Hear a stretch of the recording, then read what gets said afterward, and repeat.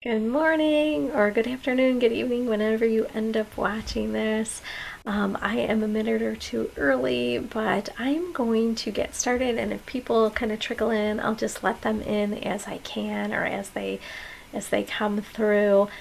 Today we're going to be talking about honoring the unseen and embracing the mystery of the season.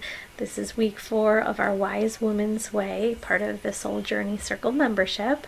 And I think that this is going to bring a lot of new information, new messages, maybe even new perspectives for many of us that are working with these energies, because this is going to be a potent week based on our cards that we got earlier this week. On Monday, we got messages of patience, reassurance.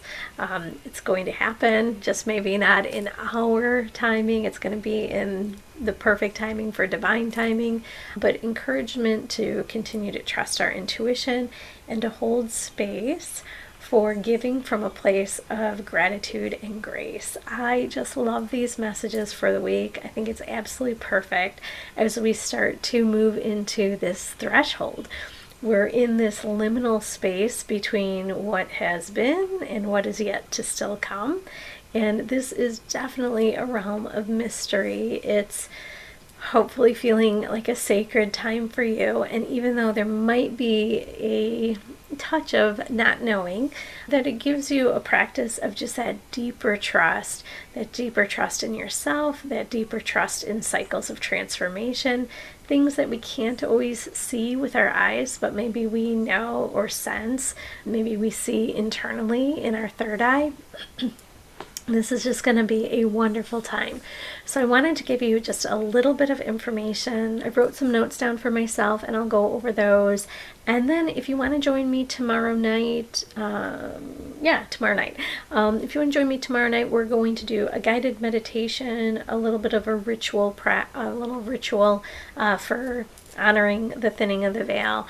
You're welcome to join me. I'm going to stream it on my Zoom, but then also to my YouTube channel. So hopefully I get that done. Hopefully I can figure that out before we get started tomorrow.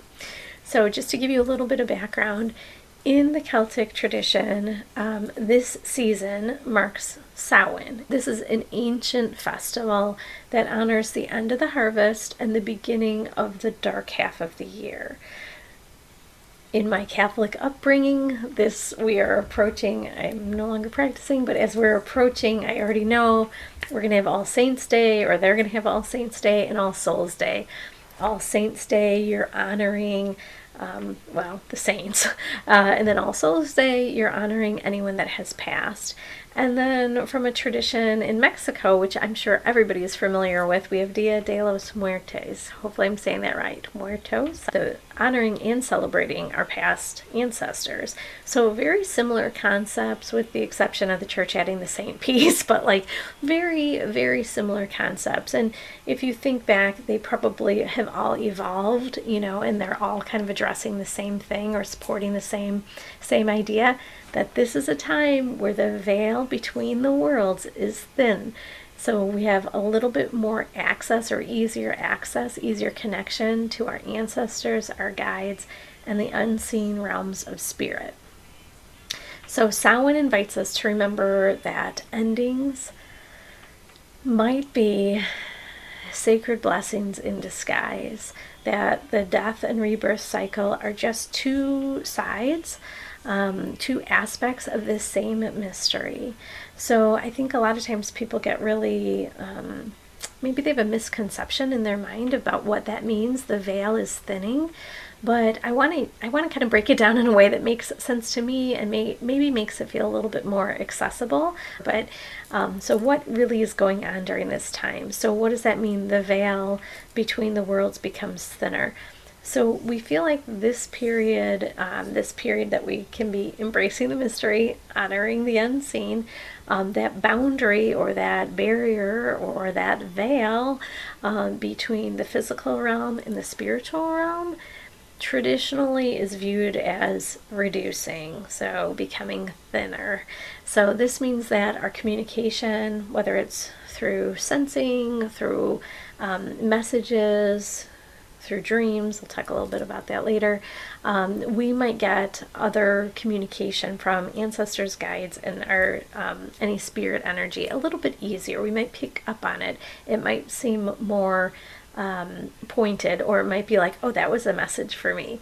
So that's one reason why people talk about this, is what can happen during the veil becoming thinner during this period. But this is also a time, especially in the Northern Hemisphere, where we're experiencing autumn. We are seeing the natural cycle of life and death and rebirth. We're watching the leaves fall, we're watching the days shorten, the temperatures drop, right? That example that nature is showing us is mirroring our inner transformation. So we have that promise of life, death, rebirth, that something ends, something begins. So that's one thing that there seems to be a little less maybe worry or fear around that cycle during this time, because it's so beautiful outside with autumn that it doesn't feel so scary and overwhelming maybe. But a lot of people call it liminal time. And what does that mean? I've said it a couple times. Basically, it just means that we're neither fully here nor there. We're not on to the next thing. We're not stuck in the past. We're just kind of at this threshold of in between. Oh, Norbert agrees. Norbert's having a dream of some kind. Maybe he's getting a message from his guides or his ancestors.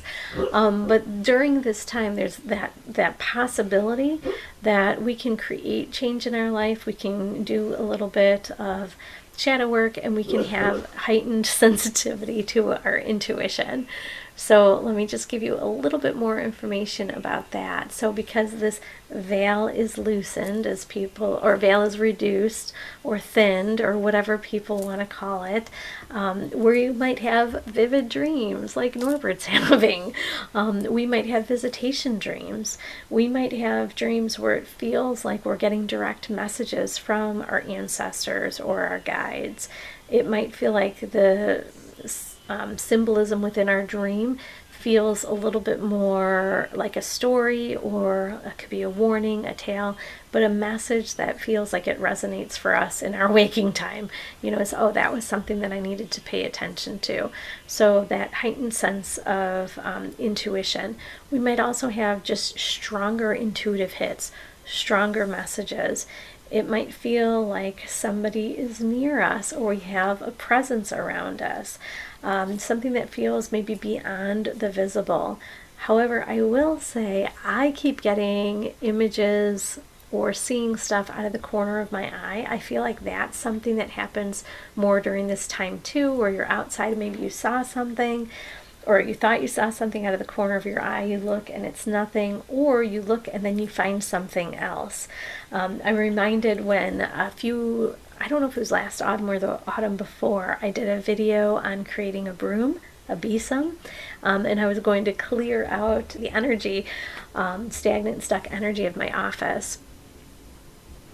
Felt like perfect time to do it, so I was collecting some supplies, and one of the things that I wanted to find to add to my broom, to my besom, was a feather. And I was kind of bummed. Norbert and I were actually walking and picking stuff up, some leaves and some twigs, branches. I think I picked up some flowers and stuff like that as well, some dried flowers. And I was like, oh, I forgot to look for a feather. And as I'm saying this, I see this tiny little feather on Norbert's tail. And so I go to pick up the feather off of his tail, and there next to him is a little bit bigger feather. Maybe it was a sparrow feather or something. But I added that to my besom. So even though I didn't see anyone place that there, my attention was caught, looked down there, saw it in his tail, and then there was an extra feather for myself. Now, granted, I will say we have retina problems in my family, so if you are seeing flashes of light out here, just know that could be a retina issue. It could be a tear. Hopefully not a complete, I don't know what they call it, disconnection of the retina. I don't know what the word is. But if that happens, you need to get to a doctor, an eye doctor, as soon as you can. But, just if it's not that, if it's just seeing things out of the corner of your eye, it could be a message. The other thing is people talk about feeling like increased like static charge or electricity, like when you rub your feet on the carpet and then go and touch somebody and give them a electric shock. So people have talked about feeling that more, and that's like an indication that they're getting a message, or a message is about to come through, or they have a guide with them or an ancestor with them. So depending on how you receive your intuitive knowing, your intuitive nudges or hits, you might have different ways of receiving those messages. The other piece of this, we might have, because of the messages, because of the increased attention to our intuitive knowing, we might actually notice that we're having more shifts, inner shifts. We might have memories that come up, sensations that might make us feel a little bit ungrounded, maybe strange, not how we normally feel. And so just be mindful of that. This is a time that if we're feeling that way, you want to go back into your practice of grounding, taking a walk outside, or doing something that connects you physically back to your body. But the inner shifts, those are good things. The memories that are coming up, maybe there's going to be a new message or a new perspective, something that allows some pain to dissipate and some wisdom to grow. So with talking about that aspect of it, this is definitely a time of opportunity for spiritual growth, especially through shadow work and integration. And we're not going to do shadow work today, but we will have an opportunity to do shadow work together as we're working through this week of embracing mystery and honoring the unseen. So to be continued. But the thinning of the veil invites us to step into a time of like deeper reflection. We're getting into that slower energy of autumn, not as slow as winter yet, but we're starting to go within. So this can be a good time for us to connect. I mean, these next few days are a good time for us to connect with ancestors, with our lineage, with retrieving wisdom or healing from the past, or sending our wisdom or our form of healing to the past. I know a lot of times people kind of get hung up on ancestors. Oh, I didn't have a big family, or I don't know all my relatives. It's beyond just the known relatives. It's all of your lineage. So if you want to think about it conceptually as, generation after generation after generation, we're talking. It could be from however far back, right? So just start thinking about how you would like to maybe honor or share stories or tales from your ancestors. This is a way of honoring them, their life, their memory. Sometimes we are asked to forgive anything that has happened within the family, and obviously that's a very personal choice for forgiveness, but we can always send love and compassion to another person's struggle, even if we're not ready to forgive what has happened to us. We don't want to discount or diminish our pain, but it doesn't benefit us holding on to that anger and resentment. That ends up being poison, right? So this is also a time where it invites us to do more of that work with the hidden, the unconscious, the shadow side. Since the veil is thinner, we can bring more of our unconscious, subconscious into our conscious, and oh my gosh. We can bring more of our unconscious into our conscious minds, and maybe explore a little bit more of our unknown aspects or unknown nooks and crannies of ourself. So sometimes shadow will emerge, and just so you know, be gentle with yourself, be loving, kind, be compassionate with yourself when that happens. Tread slowly, be mindful, remember to ground. The shadow side is our tender side, the things that maybe we don't want others to know about us, are embarrassed, if others were to find out about it. And so when that does come up, it can create some negative emotions for us, negative self-talk. So just be gentle with yourself if that does happen. Or just let out a big sigh like, yeah. The other piece of that with personal growth, and especially with integration, is this is a time it sort of offers us like an opening, I'll just say that. We're able to lean into whether we want to surrender to the not knowing, to the not planning, to the not having it all down, releasing some of the control, being curious and trusting that maybe there's more than just meets the eye. And so this, again, is going to tap back into using your intuition and your inner guidance to move through this period of time. I know I always say, like, these are big concepts that aren't always easy, and because these aren't always easy, especially if it's past pain, stuff that has happened in our family, we just want to be mindful that, because there's this heightened sense, whether it's receiving messages, whether things are coming up for us from our past, we might be very sensitive, like emotionally sensitive. We could also feel very disoriented or ungrounded. So again, ground yourself, come back to present, come back to your body. But the most important piece of how to navigate that is using discernment. So being able to recognize what is a fear thought versus what is an intuitive thought. And just because something has popped into your mind doesn't mean that it's necessarily true or even useful. That could be a fear thought, that could be a limiting belief, that could be a wonky mindset. So really using your sense of discernment to figure out, is this something that's going to benefit me? Is this a message I need to take action on? Is it something that I just need to be aware of? And then also with that piece is, how do I need to set boundaries to protect my energy or my practice separate from somebody else's, and your journey, right? That you need to work on your own stuff. Sometimes we can't help others, adult others, wherever they're at on their journey.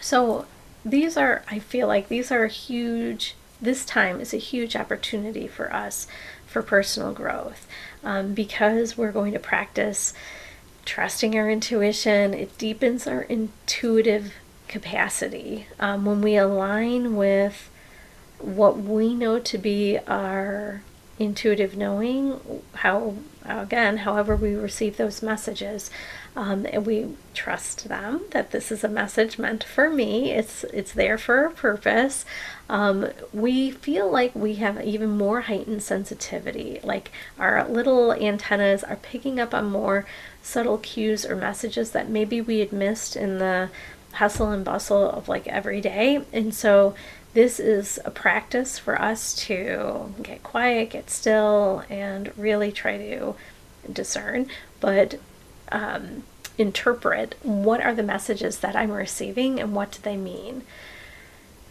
So this time of like the seasons changing, things being released, this is an invitation for us also to release things. So we're bridging that external, the nature transformation, with our internal transformation, our personal growth, our evolution. And so we're invited to think about, what do we want to release? What do we want to let go of?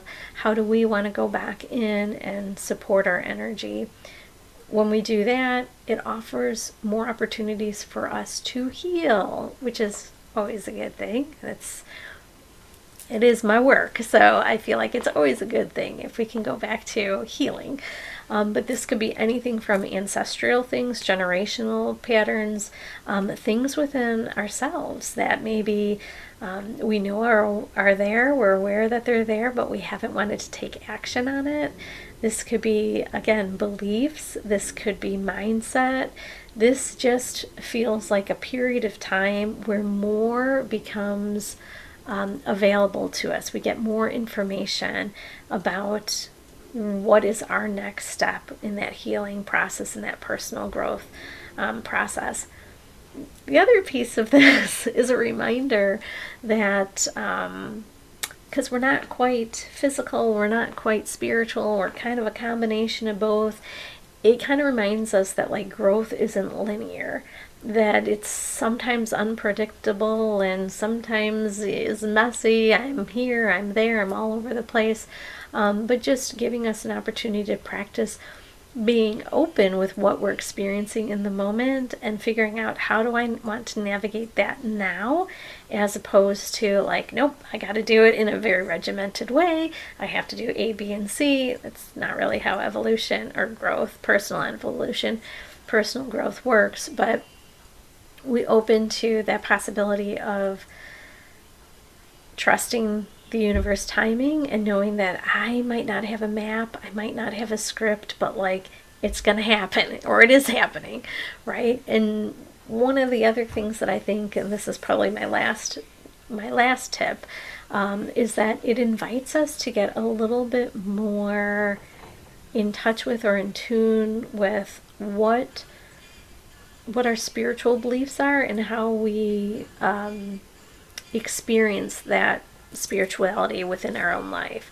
So when we're engaging with the unseen, when we're opening to this possibility of mysteries within the universe, we're really asked to look at our spiritual self. We're being asked to think about different ways that we can cultivate a relationship with the fact that I'm more than just my physical body, that I'm more than just my physical experiences, or that there is more than just the physical. So there's a lot of different ways that personal growth can happen during this time. And with the Wise Woman's Way, we're working with archetypes for this week. I put down, again, we're working with 2 per week. The mystic and the lover, the 2 of the archetypes that we can look to for guidance, to make sense of this energy. So the mystic, we've worked with both, but the mystic allows us to practice patience, but to listen in silence, finding the wisdom in the unseen and trusting that life's magic will unfold beyond logic. I just feel like the cards sort of said that earlier this week. So I just think that's absolutely perfect. That's already what I had written down. And then the lover. So surrendering to mystery, allowing ourselves to soften, opening our heart to receive the unknown without fear, embracing the mystery of the divine, the mystery of the universe, the dance that we have with the universe. This is considered a very sacred passage of time, and you're invited to practice whatever you want to release, whatever you want to let go of, whatever you want to shed, like we're letting go of our leaves off our tree, and how we want to go back within to support ourselves, to create balance again, and be open to the rest of the mystery. So hopefully this is a time where you can pay attention to your intuitive nudges, you can watch your intuition deepen, you can receive new insights, and hopefully, it's the goal of it all, we can heal and grow and transform. So tomorrow night, if you want to join me, I'm going to have Honoring the Veil ritual, a little guided meditation for us connecting to the mystic and the lover archetypes, but then also your guides and your ancestors to see if there's any messages for you. So we'll be doing that live on my YouTube page. But that is what I've got for you today. So we're just talking about honoring the unseen, embracing the mystery. If you do want to join me, that would be fabulous. If not, you can always catch the replay. If you're not part of the Soul Journey Circle membership, I know my things are always so long titled. I will put a little bit of information about that on my YouTube channel. If you're already part of the membership, fabulous. Reach out and let me know if anything has come up for you yet this week. Otherwise, we'll connect and we'll get all sorts of information from each other, support, collaboration. It's just absolutely fabulous. So, okay, I hope everybody has a great week, and I hope you enjoy this thinning of the veil. Take care.